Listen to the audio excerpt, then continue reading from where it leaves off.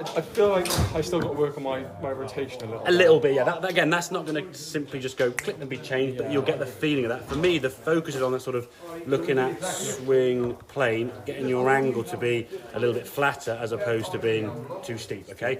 We want that club to be working down. So we come in, sort of some of the checkpoints that we have in sort of terms of coaching is sort of top of the backswing and halfway down. We want your lead arm to be across your shoulders. As we go back here with these two swings, okay? We can see on the left-hand side now, your arms across your shoulder. You can see that one there, your arms a little bit. You can actually see your left shoulder, so your arm is a lot higher on the right-hand one. It's a lot steeper. This one here, your elbow's a little bit lower down, and your right arm there is more across your shoulder plane there. Nice. As we then come back down, we're looking for the club to kind of match up with your left arm, okay? So look at the angle of those clubs there now. Look where that club's coming from, okay? So this one here now, there's kind of your left forearm, and there's the club. And if we go to this one, I think I can hopefully unsync. It's that slot position, isn't it? Yeah, exactly, yeah. We come down to here now, that one there, you get like, there's your forearm there, and there's your club.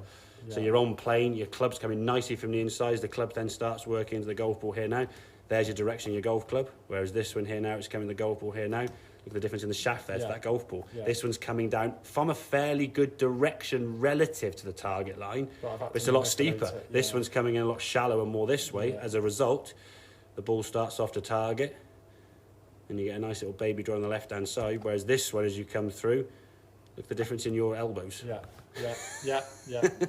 I mean, that one there's like the old sort of chicken wing, sort of whatever, good advert for right guard kind of thing, where the arms are up there. Where this one here now, the arms are kind of folding up nicely, and look where the elbow's going. So this one looks more like a release of that right arm. It could still be done a little bit more, but I wouldn't expect it to be straight.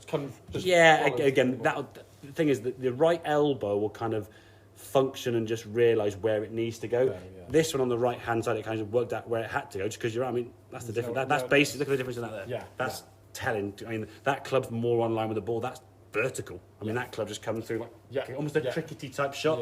And if you look at that there, from a lot of people looking at sort of sporting shots, sort of seeing like a high lead arm this way, ball's only going over there. So you have to try and like yank it as far right as you can, or do something with your hands at the last second, which is a de-lofts the club. So your 7-iron, when it goes straight, it can go too far, which I know sounds daft, but if you want it at 7-iron to 170-yard green consistently, and you hit it 210, you're like, you must be 30 yards offline, because 40 yards long and 30 yards is almost the same in fairness. So we can get that angle better, okay, rather than coming down to steep here, getting, as you said, that slot there where the club's coming down in here. I mean, that club there's matching up with your left forearm there, lovely. I mean, literally from there now, I wouldn't say you could never hit a bad shot, because that's obviously a bit extreme, but you're in a position there now where you've got nothing to think about. It just feels, that's what I mean. I'm not thinking, right, impact, what have I got to do? I'm just like letting the club go. For me, and I kind of, this is the most important part of the golf swing, so where the ball is there. Of course, But by the time the club gets there, if it's not right, it's too late. The club's got to be really correct at the top of the backswing, or latest kind of here. If the club's in the wrong spot there, if your club is up here now too steep, you've got to do so much manipulation. And I think in terms of sort of time-wise, from when that club is there now, I mean, it's 3.15, it's 3.12, you're hitting the golf ball at 3.25, so like a tenth of a second to get it right. Good luck. And what will happen is if you hit 10 shots, you'll get one good. And it'll be really good. And if you keep doing the same shot over and over again from the same spot with no consequence, i.e. a range or on here, you'll figure out what the feeling is. It'll ball straight. But on a golf course, you're at 7-9 every 20 minutes maybe. You tee off on the first with another club, hit your second shot above your feet, below your feet, side hill line, then you putt down here, then you chip out here and a bunker shot there. So the shots are never the same. So trying to rely on timing is so hard. And that's why I feel like I have been feeling on a golf course. I can have good days, but I just don't know. I'm going there thinking I played really well last week, and I should be confident, but I'm like, how's it going to go? And I've seen people literally go front nine in like level par and come back in 50.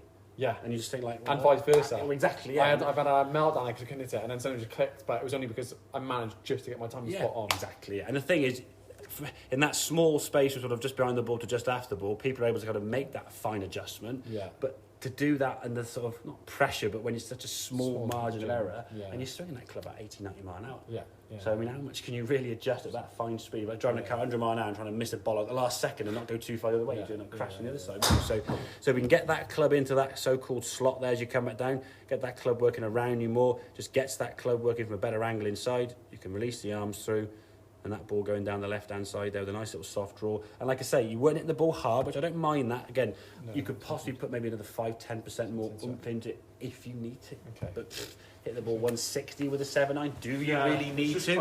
I always say, Johnny, if you want it a 7-iron further, it's 6-iron. You've got clubs in your bag that do the job. I feel like if I try to hit it harder, I feel like I've got more of a tendency. You'll probably and you'll probably default into your old habits because at the moment now, by changing your speed, you're not doing the same swing as before, kind of thing. Yeah. But once you get used to this movement, so I think from your point of view, the practice needs to be, as you said, that sort of vertical position whereas obviously in a golf setup, you're tilted over the ball. You want to stand up perfectly vertically, so the club would be kind of like out in front of you, and then just swing that club around that kind of horizontal angle. So imagine there's that hoop. Just when you're doing that, don't lock your arm, just let them just sit down, almost a bit more down. Yeah, exactly. So nice and relaxed there, and keeping that club kind of swing under your shoulders effectively. So if the club starts under your shoulders, you're going to swing it. So you use like a reflection in the window somewhere or a mirror somewhere. If you've got that, you want to see that club where it sets up, going to be swinging around. If you were to pick it up quite steep and go into kind of your old swing